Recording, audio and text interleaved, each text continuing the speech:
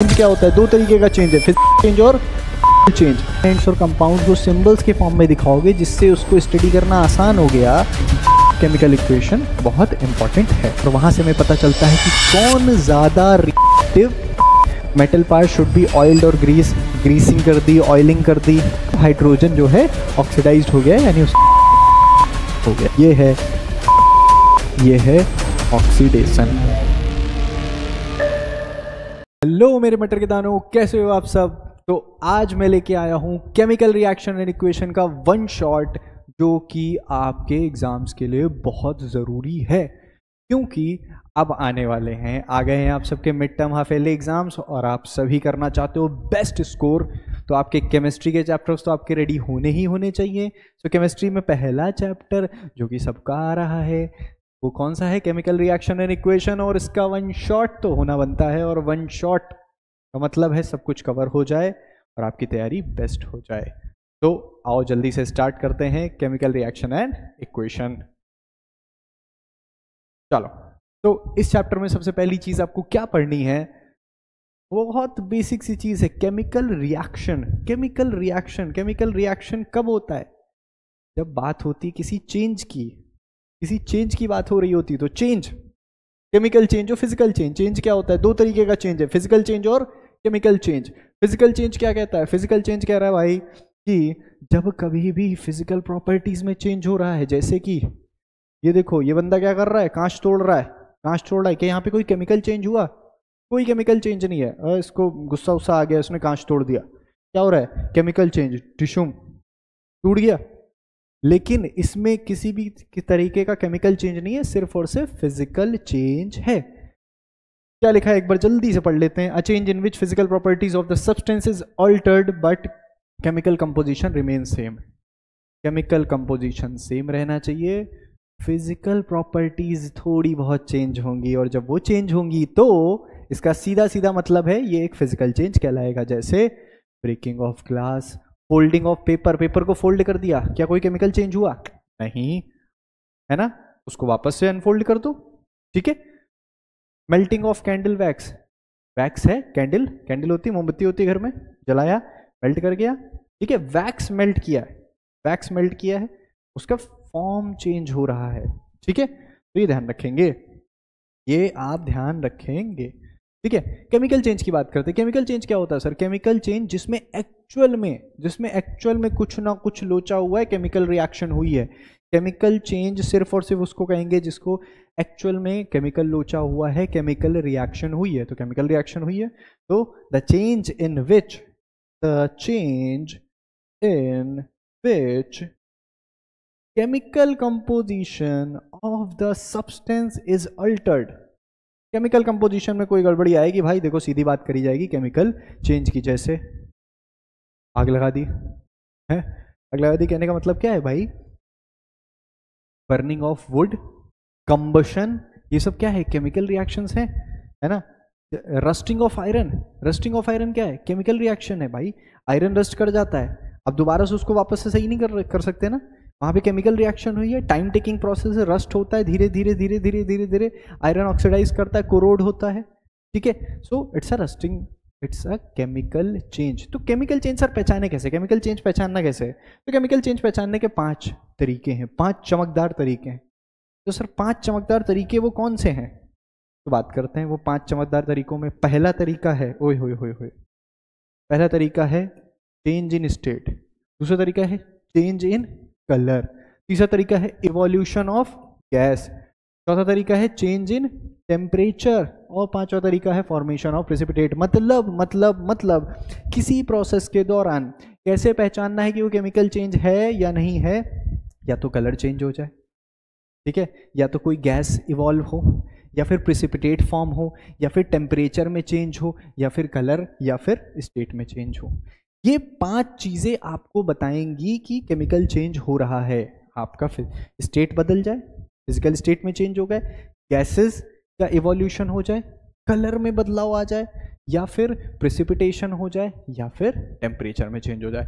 ये इतनी चीजें आपको किस बारे में बताती हैं, केमिकल चेंज हो रहा है। और जब जब केमिकल चेंज होगा, इसका सीधा सीधा मतलब ये है कि केमिकल रिएक्शन हो रही है, केमिकल रिएक्शन हो रही है, मतलब कुछ तो रिएक्शन है बाबा, केमिकल चेंज, केमिकल रिएक्शन मतलब केमिकल रिएक्शन हो रही है। बात समझ में आई? आगे बढ़ते हैं, आगे बढ़ते हैं।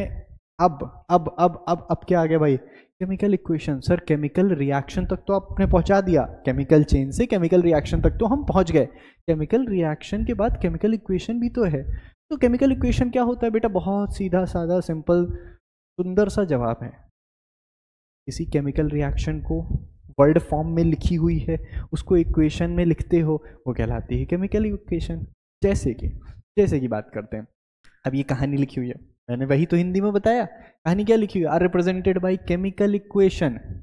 किसी केमिकल रिएक्शन को इक्वेशन के फॉर्म में दिखाओगे, सिंबल्स के फॉर्म में दिखाओगे, एलिमेंट्स और कंपाउंड्स को सिंबल्स के फॉर्म में दिखाओगे, जिससे उसको स्टडी करना आसान हो गया, इजी हो गया, इजी सिंबल्स के फॉर्म में लिख दिया, तो वो कहलाता है केमिकल इक्वेशन। ठीक है, reaction using the symbols and formulae of substance involve in the chemical reaction. ठीक है, अब कुछ सिंबल्स और फॉर्मूलेज जो दिए गए हैं, उन्हें जो सिंबल्स और फॉर्मूलेज दिए गए हैं उनसे इनकी बैलेंसिंग होती है। मान लो कोई केमिकल रिएक्शन है, मान लो तुम कह रहे हो कि let's say magnesium reacts with, है ना, या मैग्नीशियम रिबन,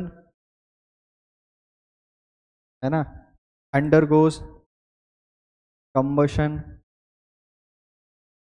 या अंडरगोज या रिएक्टेड विद, सीधे सीधे लिख दो, रिएक्टेड विद ऑक्सीजन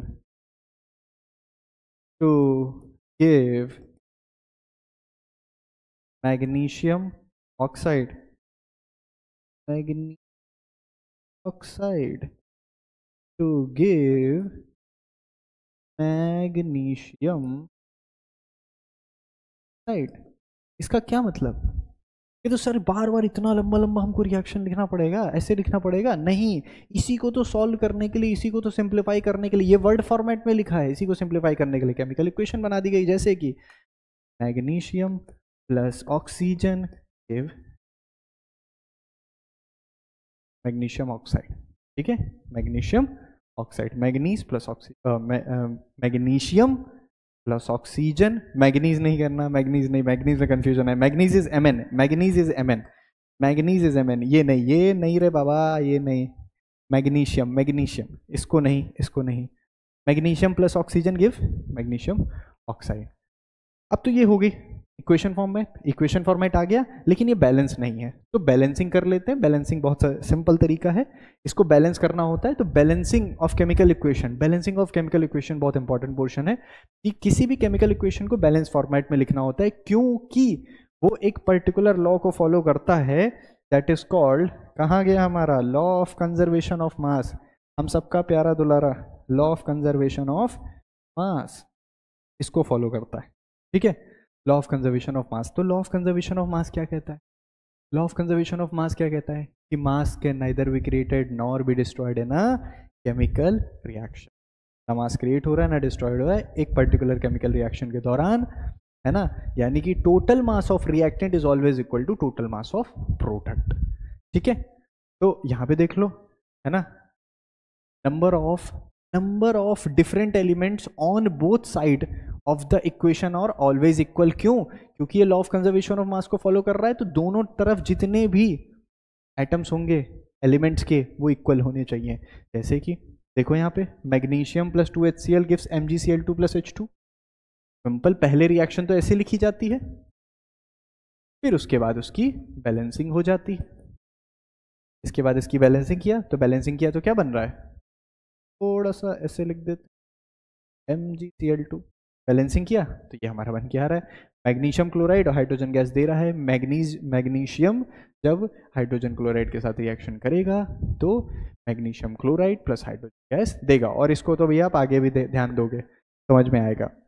ठीक है, magnesium plus 2HCl gives magnesium chloride plus hydrogen gas. ये इतनी बात हो गई। ये बैलेंस है क्या? बैलेंस है क्या? चेक कर लेते हैं, कैसे चेक करते हैं सर? इधर चेक कर लेते हैं, LHS, इसको थोड़ा सा सुंदर दूसरे कलर से लिखते हैं, LHS और इधर लिखते हैं RHS। LHS मतलब लेफ्ट हैंड साइड में कितना मैग्नीशियम है, एक मैग्नीशियम लिख दें, इधर मैग्नीशियम लिख दें, मैग्नीशियम लिख देते हैं, और कौन है, क्लोरीन लिख दो, और लिख दो हाइड्रोजन। ठीक है, एक मैग्नीशियम इधर, एक मैग्नीशियम इधर, बैलेंस। ठीक है, 2 हाइड्रोजन इधर, 2 हाइड्रोजन इधर, इधर भी 2 हाइड्रोजन। ठीक है, 2 क्लोरीन इधर, 2 क्लोरीन इधर, और इधर भी 2 क्लोरीन। तो हाँ, ये बैलेंस है। तो बैलेंसिंग समझ के, बैलेंसिंग कैसे करनी है, देखो बैलेंसिंग सिंपल तरीका है, पहले हाइड्रोजन ऑक्सीजन के अलावा जितने भी आइटम्स हैं उनको बैलेंस कर लो। ठीक है, एलिमेंट्स उनको बैलेंस कर लो, बाद में हाइड्रोजन और इसको कर सकते। ठीक है, तो बैलेंस केमिकल इक्वेशन बहुत इंपॉर्टेंट है। ठीक है, इसके अलावा देखो जिंक सल्फ्यूरिक एसिड, इसमें चलो इसको बैलेंस करते हैं, बैलेंस करने की कोशिश करते हैं। ठीक है, एक तरफ जिंक लिख लो, है ना। अच्छा, इसमें एक बढ़िया चीज है, तुम यहाँ पे यहीं से सीधे देख लो, अब आगे जाने की जरूरत ही नहीं। जिंक, एक जिंक इधर है, एक जिंक इधर है, एक सल्फर इधर है, एक सल्फर इधर के। तो सर जिंक और सल्फर आपने हाइड्रोजन ऑक्सीजन को छोड़ दिया, पहले हाइड्रोजन ऑक्सीजन के अलावा सबको बैलेंस कर लो, ये जुगाड़ है। जिंक जिंक, सल्फर सल्फर, ठीक है, एक सल्फर एक सल्फर। अब हाइड्रोजन काउंट करो, 2 हाइड्रोजन 2 हाइड्रोजन, 4 ऑक्सीजन 4 ऑक्सीजन, पूरा बैलेंस। तो ये एक बैलेंस्ड केमिकल इक्वेशन है, balanced chemical equation. Zinc plus sulphuric acid gives zinc sulphate plus hydrogen gas, ध्यान रखेंगे। चलिए आगे बात होती है टाइप्स ऑफ केमिकल रिएक्शन, ये हमारे लिए बहुत ही ज़्यादा इम्पॉर्टेंट है। Types of chemical reaction, different types of chemical reaction होती हैं, जैसे कि बहुत different type of chemical reactions हैं। कितनी भाई, आपने कॉम्बिनेशन या एडिशन रिएक्शन पढ़ा होगा, डीकम्पोजिशन पढ़ा होगा, डीकम्पोजिशन में भी डिफरेंट टाइप्स पढ़े होंगे, फिर डिस्प्लेसमेंट पढ़ा, डबल डिस्प्लेसमेंट पढ़ा, फिर रिडॉक्स पढ़ा। ठीक है, चलो बात करते हैं इनके बारे में। तो हमारी सबसे पहली टाइप ऑफ रिएक्शन क्या है, कॉम्बिनेशन या एडिशन। नाम से समझो इसको, क्या बोल रहा है, कॉम्बिनेशन या फिर एडिशन। कॉम्बिनेशन मतलब 2 लोग कंबाइन कर रहे हैं, 2 चीजें कंबाइन कर रही हैं, आपस में जुड़ रही हैं। कॉम्बिनेशन होने वाला है। कॉम्बिनेशन का मतलब है एक कोई घूम रहा है, एक ये घूम रहा है, और ये दोनों आपस में जुड़ गए, है ना, एक ये है एक ये है, ऐसे आगे जुड़ गए, मतलब कॉम्बिनेशन हो गया। मतलब जो प्रोडक्ट मिल रहा है वो 2 या 2 से ज्यादा चीजों को कंबाइन करके मिल रहा है।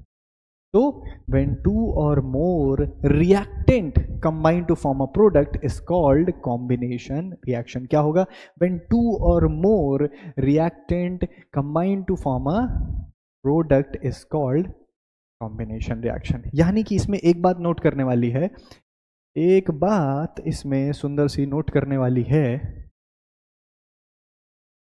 To form a new substance या कंपाउंड। कहने का मतलब यहाँ पे सिंगल प्रोडक्ट आपको चमकता हुआ दिखेगा। भाई 2 से ज़्यादा लोग कंबाइन करेंगे और सिंगल प्रोडक्ट बनेगा, एक सिंगल प्रोडक्ट बन के आना चाहिए। जैसे यहाँ पे देख लो रिएक्शन लिखी, सर रिएक्शन लिखी, देखें, हाँ भाई H2 + Cl2 gives 2HCl, ये एक कंपाउंड था, ये एक मॉलिक्यूल एलिमेंट का था, ये एक मॉलिक्यूल एलिमेंट का था, दोनों कंपाउंड मिलके इन्होंने क्या बना लिया, कंपाउंड बना लिया दोनों ने मिलके। इससे पहले भी हमने एक रिएक्शन लिखी थी, याद करो कौन सी, सर अभी लिखी थी हमने, मैग्नीशियम रिबन होता है सॉलिड फॉर्म में, ठीक है, और ऑक्सीजन गैस हमने ली और रिएक्शन हो गई, क्या बन गया बेटा, मैग्नीशियम ऑक्साइड, और ये सॉलिड फॉर्म में है ना, पाउडर्ड फॉर्म में मिलती है ना। तो ये हो गया, क्या ये बैलेंस है? अच्छा, बैलेंसिंग तो हम सीख चुके हैं। बैलेंसिंग सर एक magnesium okay, sir 2 oxygen 1 oxygen, sir नहीं ओके, तो बैलेंस कर देंगे। ऑक्सीजन 2 करने के लिए हम कहाँ करते हैं, इधर आगे की तरफ नंबर बढ़ाते हैं, कभी भी नीचे नंबर नहीं लिखेंगे, हमेशा आगे स्टोइचियोमेट्रिक कोफिशिएंट ऐड करेंगे। तो सर ये तो गड़बड़ हो गया, सर मैग्नीशियम तो 2 हो गया, इधर तो 1 है, कोई बात नहीं बेटा, इधर से मैग्नीशियम बढ़ा दो। अब फिर से काउंट करो, 2 मैग्नीशियम 2 ऑक्सीजन 2 ऑक्सीजन, क्लियर है। तो इस तरीके से देखो, एक सिंगल प्रोडक्ट बन रहा है, एक से ज्यादा कंबाइन कर रहे हैं और सिंगल प्रोडक्ट फॉर्मेशन कर रहे हैं, ठीक है। यहां तक बात समझ में आई? यहां तक क्लियर है? आगे बढ़ते हैं, फटाफट से आगे बढ़ते हैं। नेक्स्ट हमारा क्या कह रहा है? नेक्स्ट हमारा कह रहा है डीकम्पोजिशन रिएक्शन। नाम से पकड़ में आएगा, नाम से पकड़ में आएगा, नाम से पकड़ में आएगा। डीकम्पोज कर रहा है, टूट रहा है, डीकम्पोज हो रहा है ना? तो जाहिर सी बात है एक सिंगल रिएक्टेंट होगा, मतलब सिंगल रिएक्टेंट तो होने का मांगता है, सिंगल रिएक्टेंट, और वो एक से ज्यादा चीजों में प्रोडक्ट में टूट जाएगा। तो when a single reactant decomposes to form 2 or more than 2 products is called decomposition reaction, है ना? कैसे डिकम्पोज होगा? With by the help of या by the application of energy. Energy किस फॉर्म में?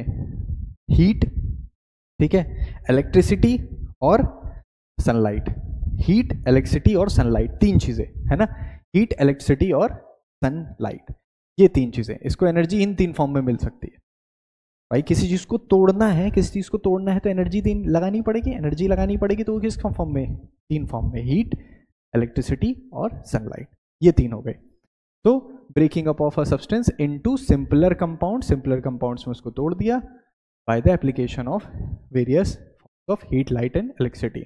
तो इसका पहला फर्स्ट तरीका क्या है? फर्स्ट जो मेथड है आपका, that is thermal decomposition. Thermal का मतलब बेटा क्या है? थर्मल का मतलब क्या है? हीट। थर्मल से याद रखना है हीट, हीट, है ना? इसको एक चीज और कहते हैं, thermolytic, thermolytic decomposition, thermolytic, thermolysis, decomposition, thermal decomposition, यानी हीट का यूज हो रहा है, by the action of heat, by the application of heat.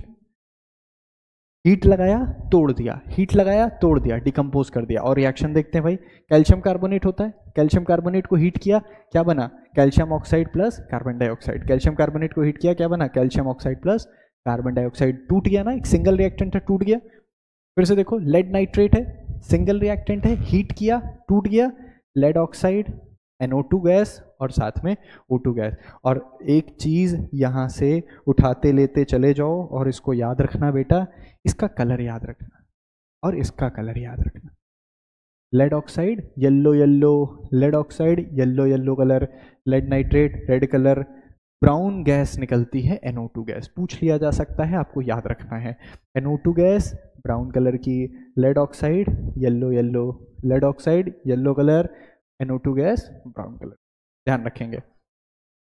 चलिए आगे बात करते हैं, आगे बात करते हैं decomposition reaction. Decomposition reaction, sir decomposition reaction में एक और टाइप तो है हमारा, कौन सा? इलेक्ट्रोलिटिक, इलेक्ट्रोलिटिक या इलेक्ट्रोलिसिस डीकम्पोजिशन। इसमें क्या बातचीत होती है सर? इसमें बातचीत बेटा ये होती है कि देखो, डिकम्पोज करना है मतलब सिंगल रिएक्टेंट है, तोड़ना है, एक बार हीट से, चलो दूसरी बार इलेक्ट्रिसिटी से कर लेते हैं। इलेक्ट्रिसिटी से जो डिकम्पोज हो रहे हैं वो इलेक्ट्रोलिटिक डिकम्पोजिशन कहलाएंगे। जैसे इसमें एप्लीकेशन ऑफ हीट रहेगा, सॉरी एप्लीकेशन ऑफ इलेक्ट्रिसिटी रहेगा। हीट क्यों रहेगा? हीट तो हो गया, थर्मल डिकम्पोजिशन। चलो जैसे NaCl है, NaCl है, उसको इलेक्ट्रिसिटी की प्रेजेंस में हीट किया, NaCl को इलेक्ट्रिसिटी की प्रेजेंस में हीट किया तो क्या बना? सोडियम अलग और क्लोरीन अलग, सोडियम अलग और क्लोरीन अलग, ठीक है। Al2O3 इसको हीट किया इलेक्ट्रिसिटी की प्रेजेंस में, एल्युमिनियम अलग और ऑक्सीजन अलग, ठीक है, एल्युमिनियम अलग और ऑक्सीजन अलग। तो सिंगल रिएक्टेंट टूट गया, एक से ज्यादा प्रोडक्ट्स में सिर्फ इलेक्ट्रिसिटी की प्रेजेंस में। Electricity is a form of energy जो उसको ब्रेक डाउन करने में हेल्प करती है, ठीक है, ध्यान रखेंगे। नेक्स्ट हमारा फॉर्म क्या है? फोटोलिटिक डिकम्पोजिशन, क्योंकि एक ही बच रहा था लाइट की प्रेजेंस वाला, तो लाइट भी हो सकती है, सनलाइट भी हो सकती है, ठीक है। फोटोलिटिक डिकम्पोजिशन किसकी वजह से होगा? Application of light, application of light. अच्छा लाइट, ध्यान रखना यहाँ पे उस थर्मल डिकम्पोजिशन में कैसा हमने साइन बनाया था? थर्मल डिकम्पोजिशन में हमारा साइन ऐसे बना मिलेगा, ये ऐसे है ना, ये साइन ऐसे बना मिलेगा, ध्यान रखना, हीट का साइन, ठीक है। इसमें इलेक्ट्रिसिटी लिखा मिल सकता है, इसमें लाइट लिखा मिलेगा, या फिर और H न्यू ऐसे लिखा होगा, H न्यू है ना, सनलाइट से आने वाली, है ना, जो रेज हैं उनकी एनर्जी कैसे लिखते हैं, एच न्यू के फॉर्म में। तो ये लिखा मिल सकता है एच और ऐसे तिरछा, ठीक है। न्यू यहाँ पे फ्रीक्वेंसी है, एच जो है आपका प्लैंक्स कांस्टेंट, ठीक। तो एजीबीआर, एजीबीआर के रिएक्शन, अब एजीबीआर या एजीसीएल, देखो यहाँ पे चाइना डिश में, चाइना से नहीं लाए हैं, ठीक है। इस तरीके का एक अपैरेटस है ना, एक इस तरीके का होता है चाइना डिश, उसमें रखा हुआ है सिल्वर ब्रोमाइड रखा हुआ है, AgBr, ठीक है। AgBr रखा हुआ है और उसको सनलाइट में रख दिया। सनलाइट की प्रेजेंस में ये ब्रेक डाउन होना शुरू हुआ और इसका कलर कन्वर्ट हो गया, कलर चेंज हो गया, और क्योंकि सिल्वर का कलर ग्रे होता है तो ग्रे कलर आ जाता है, ठीक है। जनरली AgBr, अब देखो ये ना ग्रे कलर का दिख रहा है, ग्रे कलर यहाँ पे चमकता हुआ दिख रहा है ना, जबकि AgBr का एक्चुअल कलर क्या होता है, येलो। AgCl का कलर क्या होता है, वाइट, ठीक है। तो कलर ऐसा होता है, लेकिन जब ब्रेक डाउन हो जाता है सनलाइट के प्रेजेंस में तो उसका कलर चेंज होके क्या हो गया, ग्रेइश कलर। तो ध्यान रखना है, ठीक है, फोटोलिटिक डीकंपोजिशन। आगे बात करते हैं, जल्दी से बात करते हैं displacement reaction. Sir displacement reaction क्या होता है? डिस्प्लेसमेंट रिएक्शन बहुत आसान होता है। डिस्प्लेसमेंट रिएक्शन ऐसा समझो कि मान लो तुम सीट पे बैठे हो और कोई तुमसे ज़्यादा ताकतवर, हेल्दी है ना, थोड़ा सा मतलब स्ट्रॉन्ग बंदा आए और तुमको तुम्हारी सीट से हटा के खुद बैठ जाए, तो ये क्या किया उसने, डिस्प्लेस किया। ये उसने क्या किया, डिस्प्लेस किया। तो ऐसा ही कुछ होता है यहाँ पे भी। क्या होता है, the reaction involves displacement of one of the element of a compound bye another substance that is placed above in activity series. Activity series पढ़ रखी है हमने। रिएक्टिविटी सीरीज एलिमेंट की क्या बताती है, ऑर्डर बताती है। Low reactive element, high reactive element, इन सबको एक ऑर्डर में प्लेस किया गया है ना, in the order of their reactivity, और वहां से हमें पता चलता है कि कौन ज्यादा रिएक्टिव है। तो हमेशा जो हाईली रिएक्टिव होगा वो लो रिएक्टिव एलिमेंट को उसके सॉल्यूशन या उसके कंपाउंड में से धक्का मार के बाहर करेगा और खुद जहाँ पे जम के बैठ जाएगा, ठीक है। यही सिंपल सिद्धांत है। क्या होगा, डबल डिस्प्लेसमेंट रिएक्शन में जो हाईली रिएक्टिव है वो लो रिएक्टिव वाले को उसके सॉल्यूशन में से धक्का मार के बाहर करेगा और खुद वहाँ पे जम के बैठ जाएगा, ठीक है। क्लियर है? अच्छा, लो वाला नहीं कर सकता क्योंकि उसके पास तो पावर नहीं, बेचारा लो रिएक्टिव है, ठीक है। देखो बढ़िया सा, zinc displaced hydrogen from sulphuric acid. क्या हुआ, देखो ये जिंक मेटल है, ये पावरफुल है, ये आया, इसको मारा धक्का, क्या निकलो, और खुद जुड़ गया। ये हाई रिएक्टिव था, हाईली रिएक्टिव है ना, ये हाईली रिएक्टिव है, जिंक है ना, हाई रिएक्टिव। इसने क्या किया, धक्का मारा, H2 को निकाला, हाइड्रोजन का निकलो तुम, मैं यहाँ पे जुड़ूंगा, और आराम से जिंक सल्फेट बना लिया। हाइड्रोजन गैस किनारे निकल गई, उड़ती रह गई, ठीक है। फिर iron displaces copper from a copper sulphate solution. क्यों भाई, आयरन ने कॉपर को कैसे, क्योंकि iron is more reactive than copper. Iron ज्यादा रिएक्टिव है कॉपर से भाई, आयरन रिएक्टिव ज्यादा है कॉपर से, तो कॉपर को धक्का मारेंगे खुद जम जाएंगे वहां पे। कॉपर जहां बैठे थे, कॉपर कहाँ बैठे हैं, ये रहे, इनको पकड़ो, इनको मारा धक्का, कौन, निकलो यहां से, तुम लो रिएक्टिव हो, मैं हाई रिएक्टिव हूँ, धक्का मारा, खुद जुड़ गए, खुद बनाया FeSO4 और कॉपर को कर दिया साइड। कहते तो सर कैसे, देखो यहाँ पे, ये देखो कॉपर सल्फेट का ब्लू कलर का सोल्यूशन है, नीला नीला होता है, नीले वही वाला नीला ब्लू कलर का कॉपर सल्फेट का सोल्यूशन है। नई बढ़िया एकदम सुंदर सी आयरन नेल तुम लेके आए, चमकती हुई शाइनी, एकदम इसमें डाला, थोड़ी देर बाद देखा अरे ये क्या हो गया, अब उस आयरन नेल पे कॉपर की लेयर बन गई है, कॉपर लेयर आ चुकी है, कॉपर की लेयर है, और साथ साथ सोल्यूशन का कलर, क्योंकि सोल्यूशन बन गया FeSO4 और इसका कलर होता है बेटा ग्रीन। FeSO4 कॉपर सल्फेट का कलर क्या होता है, ब्लू। कॉपर सल्फेट का सोल्यूशन लिया, मस्त ब्लू कलर का, नीला, उसमें एक तुमने नेल डाली, इंटर कराई, वो नेल एकदम साफ सुथरी नहीं थी, थोड़ी देर बाद देखा उसकी सरफेस पे रेडिश ब्राउन कलर की एक लेयर है, वो कॉपर की लेयर है, और सोल्यूशन किसका बन चुका है, FeSO4 का। क्यों? क्योंकि iron is more reactive than copper and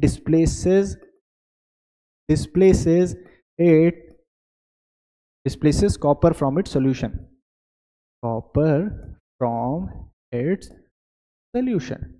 उसको उसके सोल्यूशन में से निकाल के बाहर कर दिया और खुद जुड़ गया। बात समझ में आई? ध्यान रखेंगे, ठीक है।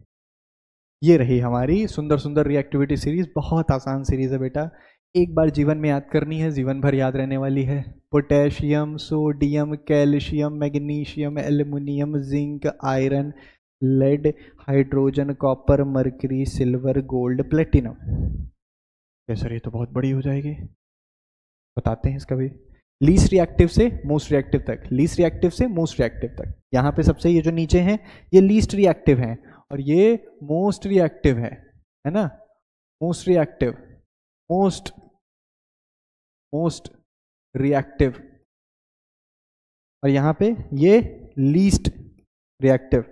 Most reactive, least reactive. तो ये सीरीज ऊपर से नीचे जाएंगे तो रिएक्टिविटी डिक्रीज कर रही है ना, रिएक्टिविटी डिक्रीजेस डाउन, है ना। जैसे जैसे नीचे आएंगे रिएक्टिविटी डिक्रीज कर जाएगी, ठीक है। तो ये आपको याद रखनी है, ठीक है। चलो, क्योंकि इसमें अब मैं ऐसे बता सकता हूँ, पोटेशियम सबको डिस्प्लेस कर सकता है, बहुत आराम से कर सकता है। कैल्शियम इन सबके नीचे जितने भी हैं सबको डिस्प्लेस कर सकता है। हाइड्रोजन अपने नीचे वालों को डिस्प्लेस कर सकता है। लेड अपने नीचे वालों को डिस्प्लेस कर सकता है। हमेशा ऊपर वाला नीचे वाले को उसके सोल्यूशन में से डिस्प्लेस करेगा, ठीक है। ये हो गई डिस्प्लेसमेंट की बात। अब बात ही करते हैं डबल डिस्प्लेसमेंट रिएक्शन की। डबल डिस्प्लेसमेंट रिएक्शन क्या है बेटा? Double displacement reaction it is mutual exchange of the ions. Double displacement में क्या हो रहा था, एक आ रहा था दूसरे को हटा रहा था और जुड़ जा रहा था। डबल डिस्प्लेसमेंट में क्या होगा, एक दूसरे को डिस्प्लेस करेंगे। मान लो आप इस सीट पे बैठे हो, बगल वाला इस सीट पे बैठा है, आपने आपस में इंटरचेंज एक दूसरे को डिस्प्लेस कर दिया, डबल डिस्प्लेसमेंट। तो बात करते हैं mutual exchange of the ions of two compounds that are taking part in the reaction. Mutual exchange, ध्यान रखना, जो रिएक्शन में भाग ले रहे हैं उनके आयंस में एक्सचेंज हो जाएगा और वो डबल डिस्प्लेसमेंट रिएक्शन करा देंगे। सबसे आसान टाइप ऑफ रिएक्शन, एकदम मतलब सबसे सबसे सबसे सबसे सबसे ज़्यादा आसान टाइप ऑफ रिएक्शन। कैसे? अब इसमें जाहिर सी बात है, दोनों लोग एक्सचेंज हुए तो दोनों ही कंपाउंड्स बनेंगे। इसके दो टाइप्स होते हैं, है ना, इसके दो टाइप होते हैं। डिस्प्लेसमेंट रिएक्शन के दो टाइप कौन कौन से हो गए? पहला टाइप क्या हो जाएगा? प्रिसिपिटेशन और न्यूट्रलाइजेशन। दो ही तो टाइप है, न्यूट्रलाइजेशन रिएक्शन और प्रिसिपिटेशन रिएक्शन। न्यूट्रलाइजेशन रिएक्शन और प्रिसिपिटेशन रिएक्शन, ये दो टाइप हैं डबल डिस्प्लेसमेंट के, ठीक है, ध्यान रखेंगे। तो अब जैसे न्यूट्रलाइजेशन, नाम से तुम्हें समझ में आ रहा है न्यूट्रलाइज होना है, तो हमेशा न्यूट्रलाइजेशन रिएक्शन एसिड और बेस के बीच में हो रही होती है, और प्रेसिपिटेशन जिसमें प्रेसिपिटेट फॉर्म हो रहा होता है। प्रेसिपिटेट, ये देखो प्रेसिपिटेट, ये एरो जहाँ पे चमकता दिखेगा तुम्हें प्रेसिपिटेट चमकता दिख जाएगा, ये एरो। कैसे हुआ बात करते हैं। NaCl और AgNO3 दोनों के एक्वस सोल्यूशन है। अब ध्यान से देखो, मैं एक तरीका बता दे रहा हूँ, आपको ध्यान रहेगा। ये कैसे टूट जाएगा? Na+ और Cl-, Na+Cl-, और ये कैसे टूटेगा? Ag+ और NO3-। अब देखो एक्सचेंज होना है, तो ये पॉजिटिव भाग के जाएगा इसके नेगेटिव के पास और ये पॉजिटिव भाग के जाएगा इसके नेगेटिव के पास। क्या बनेगा? NaNO3 और AgCl, NaNO3 और AgCl, ये दोनों बन के रेडी हो गए। इसमें बात करते हैं, सर इसमें भी देख लेते हैं। ये बनेगा Ba2+ और Cl-, और ये किसमें टूटेगा? Na+ और SO4-। एक्सचेंज करा दो, ये Na चला जाएगा इसके पास और बाकी Ba2+ चला जाएगा सल्फेट के पास। बेरियम सल्फेट बन गया और साथ में क्या बना? Na Cl, बेरियम सल्फेट और साथ में NaCl बन गया। बेरियम सल्फेट प्रेसिपिटेट कर जाता है, AgCl प्रेसिपिटेट करता है। ठीक है, ध्यान रखेंगे प्रेसिपिटेशन रिएक्शन। तो जिस भी रिएक्शन में प्रेसिपिटेट फॉर्मेशन होता है ना, ऐसा सब्सटेंस जो नीचे बैठ जाए, रिएक्शन हुई और थोड़ी देर बाद रिएक्शन के बाद एक नया कंपाउंड बना, उस रिएक्शन में डबल डिस्प्लेसमेंट रिएक्शन में एक नया कंपाउंड बना और वो सॉल्यूशन में मिक्स नहीं हो रहा है, इनसॉल्युबल है और नीचे जाके बैठ जाए, that is called precipitation reaction. ठीक है, चलो ये बात हो गई। अब बात करते हैं neutralisation. Neutralisation reaction. Neutralisation reaction का मतलब क्या है भाई? HCl की रिएक्शन आप NaOH से कराओ तो क्या होगा? सर H प्लस और Cl माइनस टूटता है, ये मुझे पता है, और सर Na प्लस और OH माइनस टूटता है, ये मुझे जानकारी है। अब क्या करना है? एक्सचेंज ऑफ आयन करना है। इसको पकड़ो यहाँ पे और इसको पकड़ो यहाँ पे, तो हमेशा हमेशा सॉल्ट प्लस वाटर बनेगा। ध्यान रखना, दिस इज एन एसिड और दिस इज एन बेस, और बना क्या रहे हैं? सॉल्ट और साथ में वाटर। तो एसिड बेस न्यूट्रलाइजेशन रिएक्शन का सिंपल फंडा क्या हो गया?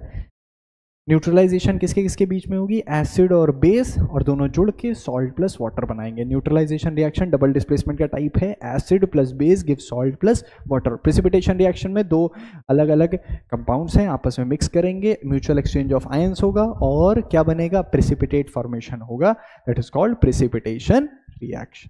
ठीक है, ध्यान रखेंगे। एक नोट पॉइंट है, सुंदर सा नोट पॉइंट है, all precipitation reaction are double displacement reaction. बिल्कुल बिल्कुल बिल्कुल बात सही है ना, but all displacement reactions are not precipitation reaction. कह दो सर ये कैसे? बहुत आसान है, सारी डबल डिस्प्लेसमेंट रिएक्शन प्रेसिपिटेशन नहीं होती, कुछ तो न्यूट्रलाइजेशन भी होती है ना बेटा, कुछ न्यूट्रलाइजेशन भी होती है, प्रेसिपिटेशन नहीं होती।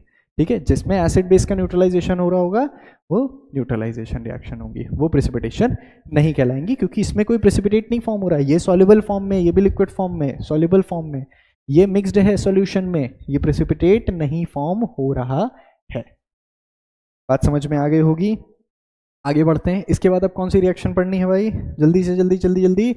Oxidation reduction. ऑक्सीडेशन रिडक्शन जो कि रेडॉक्स में हमारा आना है। ठीक है, तो ऑक्सीडेशन क्या होता है? ऑक्सीडेशन बहुत आसान है भाई, बहुत ही आसान है। Gain of oxygen, removal of hydrogen, है ना? Gain of oxygen, removal of hydrogen. Chemical reaction in which there is gain of oxygen or any electronegative atom or a loss of hydrogen or electropositive. Oxygen का gain, addition of oxygen, oxidation, oxidation, addition of oxygen, oxygen add कर रहा है, oxidation. ठीक है, तो देखो sulphur में oxygen add हुआ, क्या बना? SO2, ऑक्सीडेशन कहलाएगा। सल्फर में ऑक्सीजन जुड़ गया, ऑक्सीडेशन। सल्फर डाइऑक्साइड में ऑक्सीजन जुड़ गया, सल्फर ट्राइऑक्साइड बन गया, that is also called oxidation. ठीक है, that is also called oxidation. ठीक, अब नेक्स्ट बात करते हैं रिमूवल ऑफ हाइड्रोजन एटम।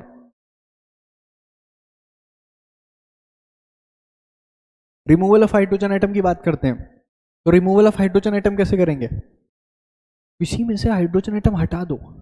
देखो HCl था, इसके साथ हाइड्रोजन घूम रहा था, हाइड्रोजन से छीन लिया, हाइड्रोजन छीन लिया तो भी तो कहलाएगा ना ऑक्सीडेशन।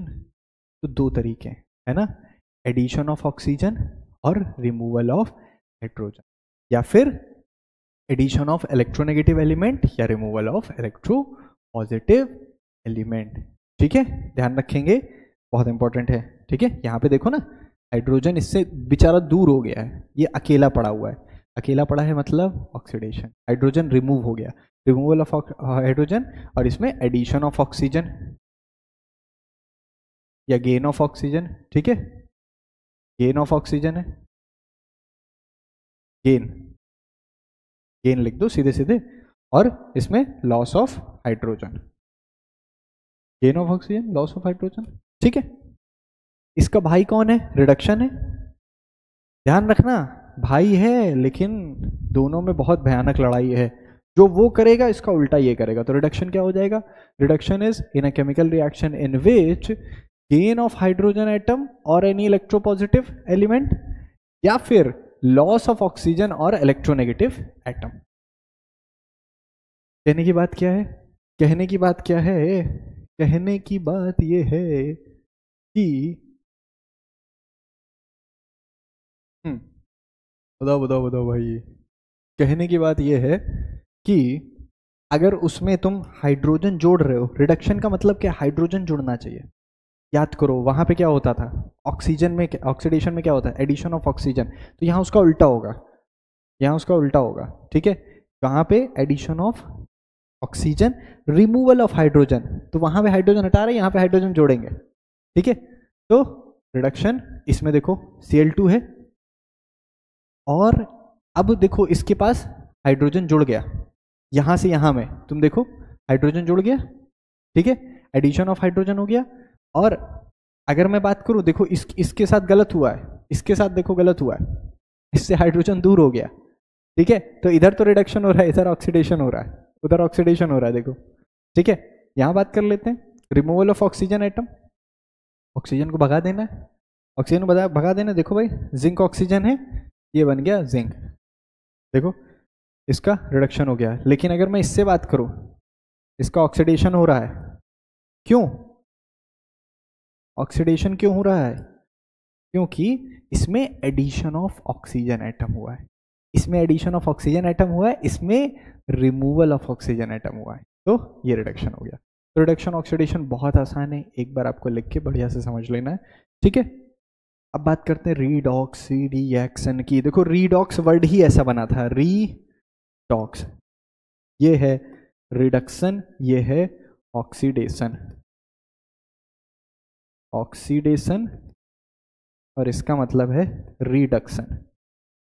तो रिडक्शन ऑक्सीडेशन, ये मिलके रीडॉक्स, रिडक्शन ऑक्सीडेशन मिलके रीडॉक्स बनाया था, ठीक है।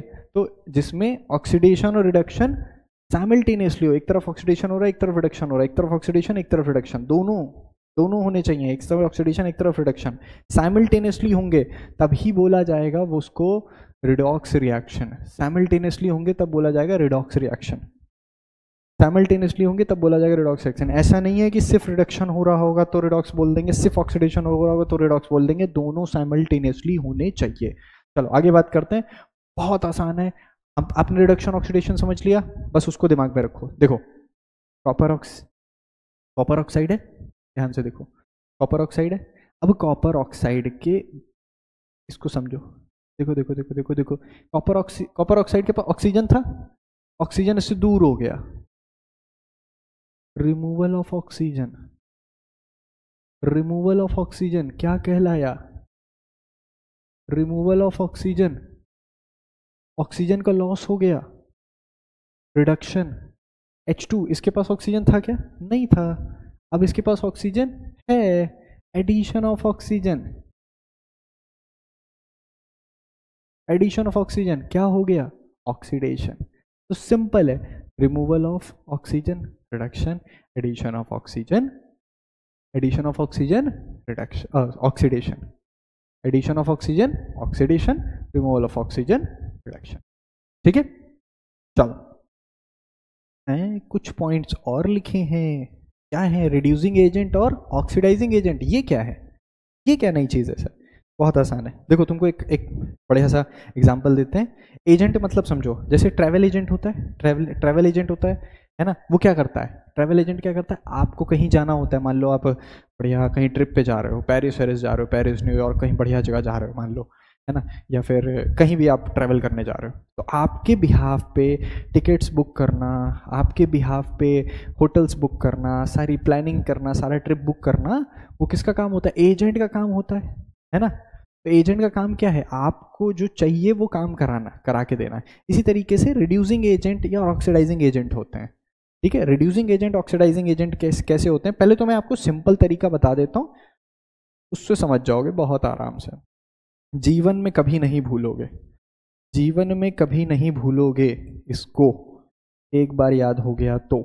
कैसे, ऊपर वाली रिएक्शन हमने करी है, ऊपर वाली रिएक्शन हमने करी है, ध्यान से देखो, जिसका भी रिडक्शन हो रहा होगा, रिडक्शन यहाँ पे किसका हो रहा है, कॉपर ऑक्साइड का, यही आपका ऑक्सीडाइजिंग एजेंट, ये आपका ऑक्सीडाइजिंग एजेंट, और जिसका ऑक्सीडेशन हो रहा होगा वो आपका रिड्यूसिंग एजेंट। ध्यान रखना, एजेंट इस तरफ ही मिलेंगे, उधर नहीं मिल रहे हैं, ठीक है, ध्यान रखना। तो मैं लिख सकता हूं कॉपर ऑक्साइड है ना इज अ ऑक्सीडाइजिंग एजेंट, ठीक है, और जो H2 है is reducing agent.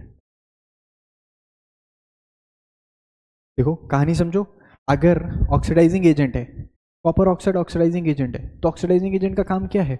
Oxygen provide कराना। एजेंट का काम क्या होता है? आपका काम करना। ऑक्सीडाइजिंग एजेंट का काम क्या है? सामने वाले को ऑक्सीजन प्रोवाइड कराना। ऑक्सीजन जब ये प्रोवाइड कराएगा तो अपने में से ऑक्सीजन निकालेगा, तो इसका खुद का रिडक्शन हो गया। अपने में से इसने ऑक्सीजन निकाला, हाइड्रोजन को दिया, इसका खुद का रिडक्शन हो गया, हाइड्रोजन जो है ऑक्सीडाइज्ड हो गया, यानी उसका ऑक्सीडेशन हो गया। तो एक दो स्टेटमेंट जैसे आपको और भी बोले जाते हैं, जैसे कॉपर ऑक्साइड गेट रिड्यूस्ड, या फिर उसका रिडक्शन हुआ है, बात सेम है, रिड्यूस्ड टू कॉपर, ठीक है, copper oxide get reduced to copper, और H2 गेट ऑक्सीडाइज्ड टू तो इस तरीके से ये पॉइंट्स हैं, ठीक है, इस तरीके से पॉइंट्स बन के आते हैं। ध्यान रखेंगे इन पॉइंट्स को तरीके से, ठीक है, ठीक है। तो the substance which get oxidised act as reducing agent, which get reduced act as oxidising agent. जो खुद सामने वाले को ऑक्सीडाइज कराना है तो खुद रिड्यूस होना पड़ेगा, सामने वाले को ऑक्सीडाइज कराना, ऑक्सीजन देना है तो खुद में से निकालना पड़ेगा, खुद रिड्यूस हुआ, ठीक है। तो सामने वाले को ऑक्सीडाइजिंग एजेंट की तरह काम करना है तो खुद रिड्यूस होना पड़ेगा, रिड्यूसिंग एजेंट की तरह काम करना है तो खुद ऑक्सीडाइज्ड होना पड़ेगा। इनके एक नाम और है, रिडक्टेंट और ऑक्सीडेंट, ठीक है, क्लियर है। आगे बढ़ते हैं, बहुत शानदार। अब तो बहुत आसान, corrosion effect of oxidation reaction in everyday life. Corrosion क्या है? कोरोजन, मेटल्स कोरोड हो जाते हैं, है ना, मेटल्स जो है धीरे धीरे कोरोड हो जाते हैं। तो बेसिकली क्या है? It is defined as the process of deterioration of the surface of metals. कब? लेकिन कब सर, कब ऐसे हो जाएंगे? when kept in open for a long time, है ना, बहुत टाइम के लिए छोड़ दिया, है ना, metal gets converted into oxide, sulfide etc. तो उसके ऑक्साइड्स बन जाते हैं, सल्फाइड्स बन जाते हैं। इनके बारे में हमें बात करनी है। देखो, जब आप मान लो आपकी नई नई साइकिल होगी, साइकिल है ना, साइकिल आप चला के मतलब आप आए और बारिश का टाइम अभी है ही है, बारिश हो ही रही है, आपने बाहर छोड़ दी और वो काफ़ी टाइम तक बाहर ही रह गई। बाहर मतलब कहीं ओपन एरिया में है ना, उस पर बारिश, पानी, मॉइस्चर, एयर काफ़ी टाइम तक बाहर छूट गई। तो धीरे धीरे आप देखोगे उस पर रस्ट हो जाती, रस्टिंग हो जाती, रस्टिंग हो जाती, वही है कोरोजन। ऑक्सीडेशन हो गया मेटल का, रस्टिंग हो गई, ठीक है। इसी तरीके से घर में देखा है मम्मी लोग पायल पहनते हैं, है ना, सिल्वर के ऑर्नामेंट्स पहनते हैं, पायल पहनते हैं, तो पायल कुछ टाइम बाद उसका कलर जो है डल हो जाता है ना, एक उस पर देखोगे कि ब्लैक कलर की कोटिंग आ जाती है, ठीक है, तो वो भी टाइम के साथ कोरोजन हो जाता है, ठीक है। तो black coating on the surface of silver and green layer on the surface of, देखो है ना, पायलों में ब्लैक कलर की कोटिंग आ जाती है, फिर उसको क्लीन करवाने जाते नहीं सुनार की दुकान पे, green layer on the surface of copper के बर्तन होते हैं, कॉपर के बर्तनों पे ग्रीन कलर की लेयर आ जाती है किनारे किनारे से, उसको फिर क्लीन करते हैं हम, ठीक है, काफी टाइम बाद।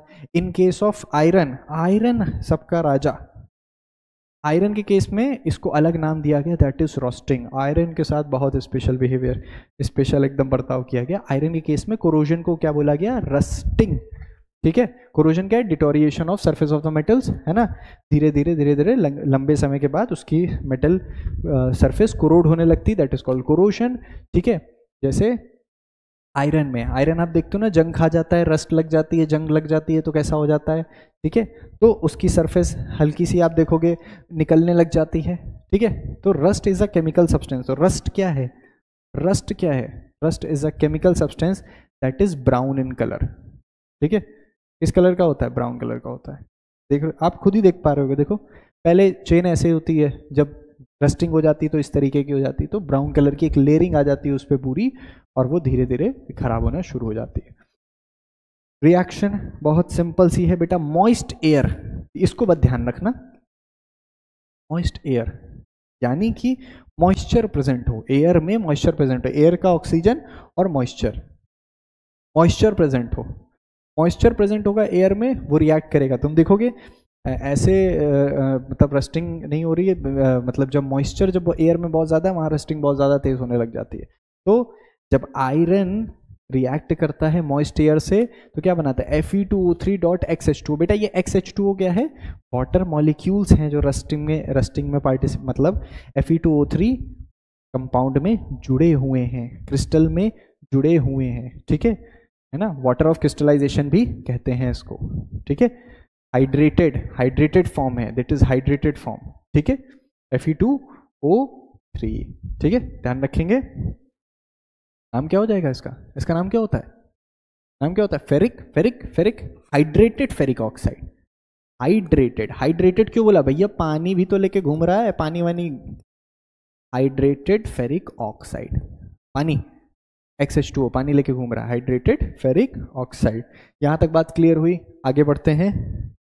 अब क्या बात है, कोरोजन से बचे कैसे, क्योंकि भाई कोरोजन रस्टिंग इन सब से बहुत ज़्यादा नुकसान होता है। देखो बड़े बड़े ब्रिजेस होते हैं, इतने सारी चीज़ों में आयरन का यूज़ होता है, वो धीरे धीरे खराब होना शुरू हो जाती है। तो उसको बचाने का तरीका क्या है, पेंट कर दिया, है ना। आप अपनी साइकिल होती है उसको पेंट कर देते हो तो उसकी रस्टिंग नहीं होती जल्दी, ठीक है। Metal part should be oiled और ग्रीसिंग कर दी, ऑयलिंग कर दी, या फिर इलेक्ट्रोप्लेटिंग कर दी, या फिर गैल्वेनाइजेशन कर दिया। इलेक्ट्रोप्लेटिंग करा दी, गैल्वेनाइजेशन करा दिया, ये सब प्रिवेंशन है कोरोजन से बचने के। कोरोजन हो रहा है तो उससे बचने के तरीके हैं, ठीक है। गैल्वेनाइजेशन करा दो, इलेक्ट्रोप्लेटिंग करा दो, पेंट करा दो, ऑयलिंग करा दो, ग्रीसिंग करा दो, इन सब से आप जो है कोरोजन से बच सकते हैं। नेक्स्ट बात करेंगे रेंसिडिटी क्या होता है, रेंसिडिटी क्या होता है, जब खाना आपका जो खराब हो जाए, जैसे आप देख रहे हो ये सेब है, सड़ गया, थोड़ा सा खराब हो गया है, ठीक है, इस प्रोसेस को रेंसिडिटी बोलते हैं। रेंसिडिटी में क्या हो रहा है, देखो जो खाने में कुछ चीज़ें होती हैं, फैट्स होता है, ऑयल्स होते हैं, चीज़ें होती हैं, वो जब खराब होने लगती हैं, ठीक है, जैसे फैट्स एंड ऑयल प्रेजेंट है ना, अगर वो ऑक्सीडाइज्ड हो जाएं दे बिकम रैंसिड। कहने का मतलब क्या है, जैसे अभी पीछे देखा था, है ना, ऑक्सीडाइज्ड हुआ मॉइस्ट एयर के साथ, आयरन रस्टिंग हो गई, वैसे यहाँ भी ऑक्सीडेशन हो जाता है, जो फैट और ऑयल खाने में प्रेजेंट है उसका ऑक्सीडेशन हो जाता है तो रैंसिड हो जाता है, उसकी स्मेल अजीब सी हो जाती है, उसका टेस्ट खराब हो जाता है, उसको आप कंज्यूम नहीं कर सकते, ठीक है। तो जब काफ़ी समय तक बाहर खुले में रखा रह जाए, जब खाना इसीलिए जब बनाया जाता है और खाना खाने के बाद अगर वो बच गया तो उसको कहाँ पे स्टोर करते हैं, फ्रिज में रख देते हैं।